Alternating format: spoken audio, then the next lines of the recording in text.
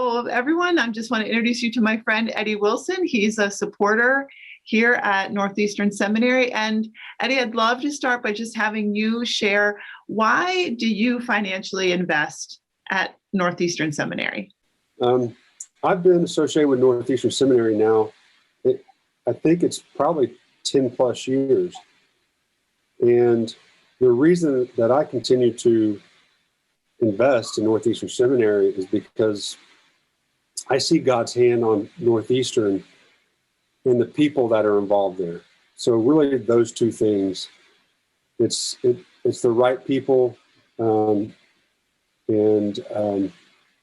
people who are very genuine in their faith, very serious in their effort, academically gifted, and really the best of the best. So Northeastern Seminary has been small in the past. I heard Doug say that now we're a large seminary. I don't know if that's what that really means. It's kind of hard for me to get my mind wrapped around that, but in the larger context, I guess, if you're over 200 and we've crossed that threshold.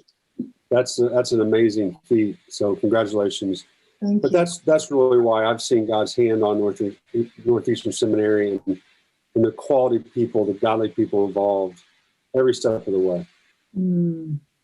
Well, thank you. We're so grateful for that you see that and your willingness to invest here. Now, you are a unique donor, Eddie, in that you and your wife Kelly have given to the Northeastern Seminary endowment. And some people might be familiar with endowed giving, and others that might be a new term. Would you share with us a little bit about endowed giving and why was it so important to you? And why do you think, why would you invite others to give to the Northeastern Seminary endowment? Yeah, the endowed giving is a very important piece of the financial picture for any school. It should be one of the most important pieces for a Christian school, one that is driven through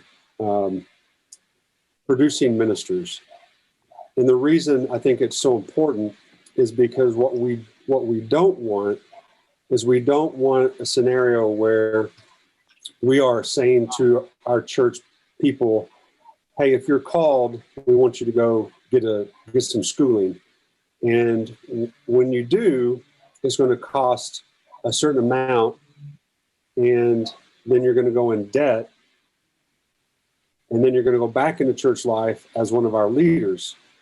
So then you're under significant debt, and this isn't typically, it's not undergraduate that we're asking them to do. It's typically beyond graduate school. Beyond undergraduate school. So they may already have undergraduate debt. Then they get called into the ministry, they go back, and they take on more debt. And I've known ministers to have done that very thing and go into church life with $80,000 to $100,000 worth of debt. Now, if you have great income potential for the future, that might be acceptable, even though I still think that's a little high. Not for ministers. Yeah, thank you. Thank you for sharing that, Eddie. Because when people give to the endowment, that money is invested, right? And then we use the interest of that investment to cover operational expenses, which means, we're not as dependent on asking students to pay high tuition. And because people like you and your wife have donated to the endowment specifically, we've actually kept our tuition at the same price this is the fourth year that we have not raised tuition. So my last question is with your endowed giving, you and Kelly have specifically established an endowed scholarship for women who are pursuing a Master's of Divinity degree.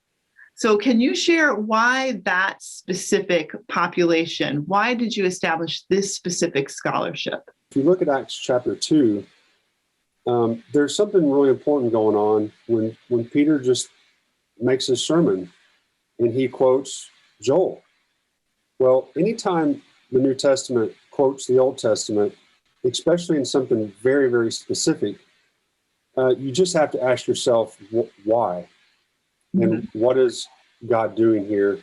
And if you look through that entire sermon, one thing you come away with, at least I did, was it looks like Peter is starting what I think would be this moment in kind of a new age, the new kingdom, and he's using the book of Joel to do it. When he's saying that God is going to pour out his spirit on all people, men and women, I think it's pretty specific. And there's a lot of things that are happening at that moment, 2,000 years ago, but a lot of things that are going to take a long time, at least in our view, a longer time. But one of them, I think, is really the equality of all people in ministry. So we want to pay attention to that. We still want to help that cause. And we do feel as if there's legitimate callings on men and women that are of equal strength. We are actually 51% female this semester for the first time here at Northeastern.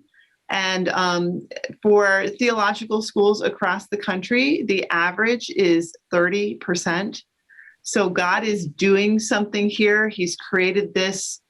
We are an evangelical seminary, as you know. So it's a little unusual because you have higher numbers of women at maybe more mainline seminaries versus evangelical seminaries. So for us to have 51% says God is doing something special here where women feel seen, heard, valued, and God has provided vehicles to make it more accessible through things like the scholarship that you have established. So thank you so much for your generosity. I'm excited about that. We do need others to come in and participate because the numbers are actually are if we were to take the scale from tuition driven to endowment, even half that endowment, half tuition, that gap is a big gap still. So maybe someday we can be 90% endowment driven and not the other way around. Those are big numbers even for a seminary, but we should start working on it and keep that going. So thank you for all the work that you've done. I really appreciate everything that you've done and how you've helped to drive that. It's been special. Well, it's my pleasure. It's been such a privilege for me to be a student here, both for my master's and now I just completed my doctorate of ministry. So I'm grateful for that, and I just want other people to have the experience that I've had of being here and getting this incredible training and support so that they're empowered to use the gifts that God has given them for His glory.